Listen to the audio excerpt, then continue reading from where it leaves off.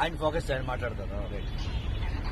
ఈరోజు అఖిల భారత చిరంజీవి యువత మీటింగ్ లో we have decided to give the complaints. అంటే మనము బాలకృష్ణ ఏమి చిరంజీవి గారి మీద తప్పుడు స్టేట్మెంట్ చేశారో, అసభ్యంగా మాట్లాడారో దాన్ని ఖండిస్తూ all India Chiranjeevi fans association complaints ఇవ్వాలని డిసైడ్ చేసి ఈ రోజు ఇక్కడ జుబ్లీహిల్స్ లో ఇచ్చి రేపు ఆల్ 300 స్టేషన్స్ లో ఇవ్వాలనే ఒక నిర్ణయం తీసుకున్నాం.